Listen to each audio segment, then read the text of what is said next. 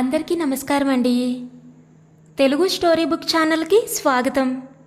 ఈరోజు నేను మీకు వినిపించబోతున్న కథ ఎం హేమలత గారు రచించిన ఎంతవరకు ఈ బంధము. మరైతే ఈ కథను ఎక్కడా స్కిప్ చేయకుండా చివరి వరకు వినండి. నచ్చితే లైక్ చేయండి. కొత్తగా మన ఛానల్ని చూస్తున్నట్లయితే కనుక సబ్స్క్రైబ్ చేసుకోవడం అస్సలు మర్చిపోవద్దు. మరిక కథలోకి వెళ్ళిపోదామా? హరే సీత, ఎందుకు ఇంతగా బాధపడతావు? అయినా ఇప్పుడేమైందని? ఇది రోజు జరిగే భాగవతమే కదా. ఒకచోట సహజీవనం చేస్తున్నప్పుడు ఇటువంటి వాటిని ఎన్నో సర్దుకుపోవాలి. అరుణ్ అరవింద్ వచ్చే టైం అయింది. లేచి ముఖం కడుక్కో. భర్త వెంకట్రావు మాటలకు అతని కేసి తిరస్కారంగా చూసింది సీత. ఇదిగో, నేనిలా ఏదైనా అంటే నీ కోపం వస్తుంది, కానీ నిదానంగా ఆలోచించు. ఏంటండి ఆలోచించేది? అసలు నేనేమన్నానని? ఇది శ్రావణ మాసం రోజులు, పూజలు అవి ఉంటాయి. ఇప్పుడే నువ్వు కిట్టి పార్టీ అంటూ హడావిడి చేసి అవి ఇవి వండకు. అంతగా అయితే నీ మిగతా స్నేహితుల్లాగా ఏ హోటల్లో అయినా ఏర్పాటు చేసుకో అన్నాను. అందుకంత పెద్ద పెద్ద కేకలు పెట్టి ప్రసాద్తో మొరపెట్టుకొని నన్ను అపరాధిలాగా వాడి ముందు నిలబెడుతుందా? సీతకేమని జవాబు చెప్పాలో అర్థం కాలేదు వెంకట్రావుకి. అసలు ఈ గొడవలకంతా మూల కారణమేంటో వెంకట్రావుకి తెలుసు, కానీ సీతకి తెలియదు. కోడలు సుజాతకి ఈ మధ్య తమతో కలిసి ఉండడం కంటికింపుగా ఉంది. 10 ఏళ్లుగా ఉద్యోగరీత్యా వెంకట్రావు, సీత వైజాగ్లో ఉండేవారు. వెంకట్రావు రిటైర్ అయ్యాక ఇద్దరూ హైదరాబాద్కి తమ ఫ్లాట్కి తిరిగొచ్చేశారు, సామాన్లతో సహా. వీళ్ళొచ్చే సమయానికి ప్రసాద్, సుజాతల పిల్లలిద్దరూ చాలా చిన్నవాళ్ళు. ఒకడికి 3 ఏళ్ళు, రెండో వాడికి 1.5 ఏళ్ల. పెద్దవాళ్ళు రావడం ప్రసాద్కి, సుజాతకి మొదట్లో చాలా సంతోషాన్నిచ్చింది అనడంలో ఏమాత్రం సందేహం లేదు. చిన్నపిల్లలైన తమ కొడుకుల్ని చూసుకోవడానికి అత్తమామల అవసరం ఉండడంతో సుజాత జాగ్రత్తగానే గమనించుకుంది, ఆప్యాయంగానే కలిసిపోయింది. మొదటి 5 ఏళ్ళు సామరస్యంగా దొర్లిపోయాయి. పిల్లలు కాస్త పెద్దవాళ్ళయ్యి స్వతంత్రంగా వాళ్ల పనులు వాళ్ళు చేసుకోగలరు అన్న ధీమా వచ్చాక సుజాత ప్రవర్తనలో క్రమేణా మార్పు చోటు చేసుకోసాగింది. తన ఇష్టం వచ్చినట్లు ఉండడానికి అత్తమామలు అడ్డు వస్తున్నారన్న భావనే కాక, ఎన్నాళ్ళు ఈ ముసలోళ్ల దగ్గర వీళ్ల అదుపాజ్ఞల్లో జీవించడం అన్న భావన కూడా పెరగడం మొదలైంది. కోడలిలో వస్తున్న ఈ మార్పుని వెంకట్రావు గమనిస్తూనే ఉన్నాడు. కొడుకు ప్రసాద్కు అంటీ ముట్టని స్వభావం. అమ్మా నాన్నల మీద అతనికి ప్రేమ లేదనలేం, కానీ భార్యా విధేయుడు, స్వతహాగా స్తబ్దుడు, స్వార్థపరుడు కూడా.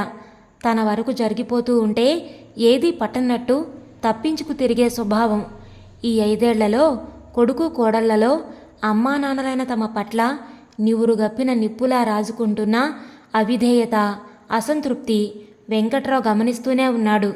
కానీ కొంతకాలం వేచి చూద్దాం అన్న ధోరణి అవలంబించి మిన్నకుండిపోయాడు. పోను పోను సుజాతలో అధికమవుతున్న నిర్లక్ష్య ధోరణి, అహంకారం, ప్రసాద్ పాటిస్తున్న మౌనం వెంకట్రావుని కొంత బాధ పెట్టసాగింది. అనవసరంగా సీత మనసు కష్టపెట్టడం, తను బాధపడ్డం ఎంతవరకు సమంజసం అన్న మీమాంసలో పడ్డాడు వెంకట్రావు. ఈలోగా నిన్నటి రభస. ఈరోజు శ్రావణ మంగళవారం అంటుంది సీత. కావచ్చు, కానీ నాకు ఈరోజు సెలవు. ఈరోజే ఇంట్లో కిట్టి పార్టీ పెట్టుకుంటాను అంటుంది సుజాత. పొద్దుట ఇంట్లో జరుగుతున్న గొడవలతో తనకేం సంబంధం లేదన్నట్లు బయటికి వెళ్ళిపోయాడు ప్రసాద్. చివికి గాలివానయ్యి, నాకు ఈ ఇంట్లో కిట్టి పార్టీ అరేంజ్ చేసే అధికారం కూడా లేదు. అప్పుడప్పుడు హెచ్చరిస్తూనే ఉంటుంది మా అమ్మ, అత్తమామల ఆధీనంలో ఎన్నాళ్ళుంటారే మీరు అని. కానీ నేనే అయ్యో పెద్దవాళ్ళు అంటూ ఇన్నాళ్ళు సహించాను అని నోటికొచ్చినట్లు వాగి కిట్టి లేదు, పార్టీ లేదు అంటూ గబగబా అందరికీ ఫోన్ చేసి చెప్పేసి చకచకా బయటకు వెళ్ళిపోయింది సుజాత. ఇదెక్కడికి దారితీస్తుందో అన్న ఆలోచనలో పడ్డ వెంకట్రావు సీతకు నచ్చజెప్పడం తప్ప ఇంకేం చేయలేని పరిస్థితిలో పడ్డాడు. ఇదివరకటి రోజుల్లో అయితే తల్లిదండ్రుల మాట పిల్లలకు శిరోధార్యమయ్యేది. పెద్దవాళ్ళు బాగా ఆలోచించి నిర్ణయాలు తీసుకుంటారు. వారేదైనా చెప్తే అది వారి మంచి కోసమే అన్న ఆలోచన ఉండేది. కానీ ఇప్పటి తరం పిల్లలే పెద్దలకు శుద్ధులు చెప్తున్నారు, పెద్దవాళ్లే దోషులన్నట్లు నిర్ధారిస్తున్నారు. తాతయ్య, నానమ్మ ఎందుకు ఏడుస్తుంది అంటూ స్కూల్ నుంచి అప్పుడే ఇంట్లోకి వచ్చిన 12 ఏళ్ల అరుణ్ పలకరించేసరికి సోఫాలో కూర్చొని పత్రిక చేతిలో పట్టుకొని జోగుతున్న వెంకట్రావు, అవునా, నానమ్మ ఏడుస్తుందా? ఛ, ఏదో సీరియల్ని సీరియస్గా చూస్తూ ఉంటుందిరా. అందులో ఏ పాత్రైనా బాధపడితే తను అలాగే బాధపడుతూ ఉంటుంది అంటూ నవ్వులాట కిందకి తీసుకురాబోయాడు. ఏం కాదు, నానమ్మ అసలు టీవీయే చూడడం లేదు, డైనింగ్ టేబుల్ దగ్గర కూర్చొనుంది, నువ్వన్నీ అబద్ధాలు చెప్తున్నావు అన్నట్లు చూశాడు అరుణ్ తాతకేసి. సరే సరే, అదేదో కనుక్కుందాం పదా. అరవింద్ ఏడ్రా, ఇంకా రాలేదా? అరవింద్కి క్రికెట్ కోచింగ్ ఉంది తాతయ్య స్కూల్లో. పుస్తకాల సంచి టేబుల్ మీద గిరాటు వేసి బాత్రూంలోకి దూసుకుపోయాడు అరుణ్. సీత, లేచి అరుణ్కి ఏదైనా పెట్టు తినడానికి అన్నాడు వెంకట్రావు. సీత లేచి వంటింట్లోకి వెళ్ళి వేడి వేడి దోశలు వేసి తెచ్చి టేబుల్ మీద పెట్టింది. నానమ్మ, చాలా బాగున్నాయి, దోశలు వేడిగా ఉంటేనే బాగుంటాయి, అందులోనూ పల్లీ పచ్చడితో. లొట్టలేసుకొని తింటున్న మనవణ్ణి ఆప్యాయంగా చూస్తూ కూర్చుంది సీత. అమ్మయ్యా, వాతావరణం కొంచెం తేలికైంది నిట్టూర్చాడు వెంకట్రావు. కానీ వెంకట్రావు ఊహించినట్లు సమస్య అంతటితో సమసిపోలేదు. రుసరుసలాడుతూ ఆఫీస్కి వెళ్ళిన సుజాత రాత్రి ఇంటికి రావడం లేదంటూ ప్రసాద్కి ఫోన్ చేసి చెప్పింది. సుజాత అప్పుడప్పుడు ఆఫీసు నుండి వాళ్ళ అమ్మగారింటికి వెళ్ళి అలా ఉండిపోవడం అలవాటే కాబట్టి ప్రసాద్ కానీ వెంకట్రావు కానీ ఆ విషయాన్ని పెద్దగా పట్టించుకోలేదు. అలా వెళ్ళిపోయిన సుజాత 4 రోజులైనా పుట్టింటి నుండి తిరిగి రాకుండా ప్రసాద్ చేత బట్టలు తెప్పించుకొని అటే ఆఫీస్కి వెళ్ళడం, ప్రసాద్ కూడా మౌనంగా ఉండడం వెంకట్రావుకి సీతకి ఏమాత్రం కొరుకుడు పడలేదు. ఉండబట్టలేక ఓ రోజు వెంకట్రావు, ఏంట్రా సుజాత ఎప్పుడొస్తుంది అని అడిగితే, వస్తుందిలే, ఇప్పుడేమైంది అని విసుక్కున్నాడు ప్రసాద్. అరుణ్ అరవిందులు యథాప్రకారం స్కూల్కి వెళుతున్నారు, తిరిగి ఇంటికొస్తున్నారు. అమ్మ అలా వాళ్ళను వదిలిపెట్టి అమ్మమ్మ వాళ్ళ ఇంట్లో ఉండిపోవడం వాళ్ళకు అలవాటే. వారం రోజులు తిరిగిపోయాయి. కోడలేదో ఉద్దేశంతోనే వాళ్ళ అమ్మగారింట్లో ఉండిపోయిందని గ్రహించాడు వెంకట్రావు. ఓ సాయంత్రం కొడుకు ఆఫీసు నుండి వచ్చాక నిలదీశాడు వెంకట్రావు.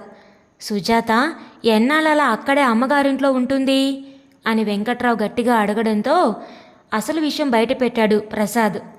నాన్న, మేమిక్కడ మీతో కలిసి ఉండడం ఇక ఏమాత్రం కుదరని విషయం. రోజూ తగాదాలు, ఘర్షణలు పడ్డం, సుజాత అమ్మ ఇద్దరూ బాధపడ్డం నాకిష్టం లేదు.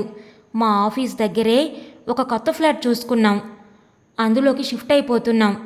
నిష్కర్షగా నిర్ద్వందంగా చెప్తున్న కొడుక్కేసి అలా చూస్తూ ఉండిపోయాడు వెంకట్రావు.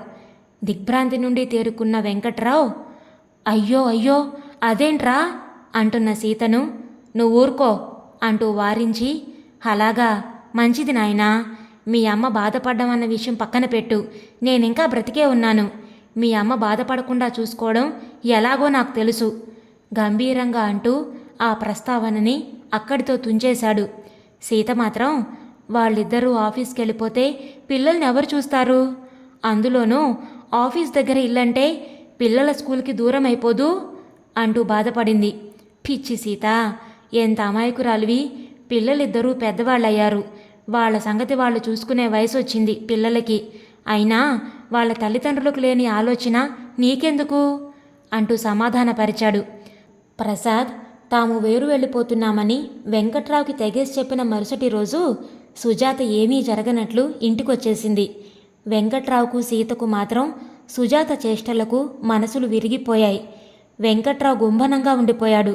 సీత మాత్రం అప్పుడప్పుడు నానమ్మ నానమ్మ అంటూ తన చుట్టూ తిరిగే మనవల్ని చూసి, అయ్యో ఇక పిల్లలు లేకుండా ఎలా ఉండడం అనుకుంటూ బాధపడేది. ఒక వారం రోజులు సుజాత ప్రసాదులు సెలవు పెట్టారు. సామాన్లు ప్యాక్ చేయడం మొదలెట్టారు. ఆ రోజు ఆదివారం కావడంతో అరుణ్ అరవిందులు ఇంట్లోనే ఉన్నారు.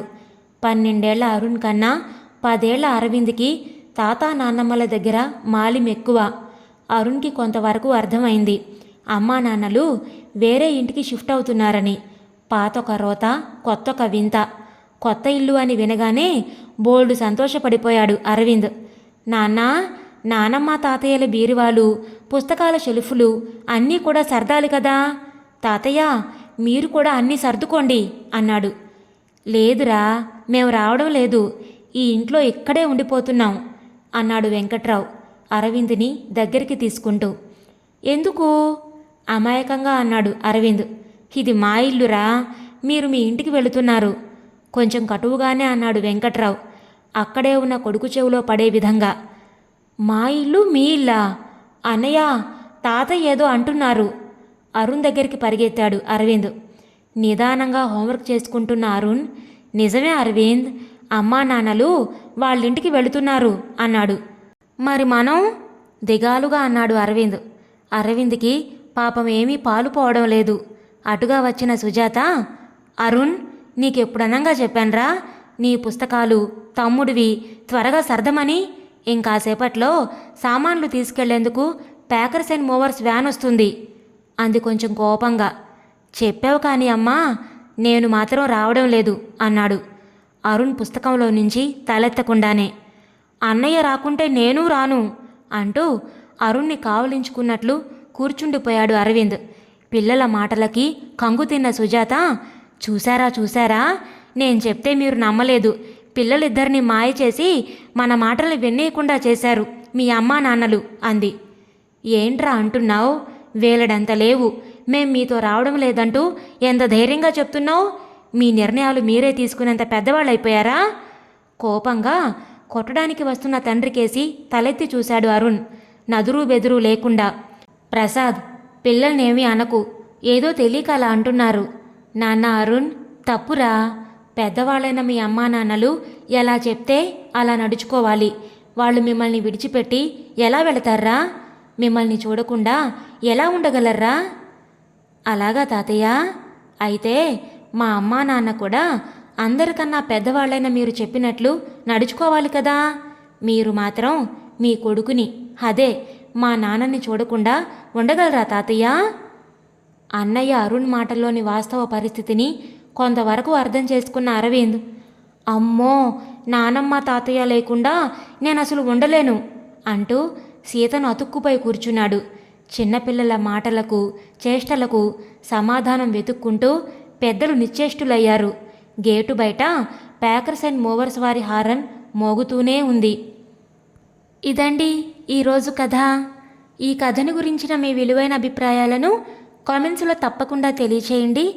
ఇంత మంచి కథను మనకు అందించిన ఎం హేమలత గారికి మనందరి తరపు నుంచి ధన్యవాదాలు తెలియజేసుకుంటున్నానండి. మరి కథ మీకు నచ్చిందా? నచ్చితే లైక్ చేయండి, షేర్ చేయండి. అలాగే కొత్తగా మన ఛానల్ని చూస్తున్నట్లయితే కనుక సబ్స్క్రైబ్ చేసుకోవడం ద్వారా ఇలాంటి మరెన్నో మంచి మంచి కథలను మన ఛానల్ ద్వారా వినవచ్చు. మళ్ళీ రేపు మరొక మంచి కథతో మీ ముందుకు వస్తాను. అంతవరకు ఉంటానండి.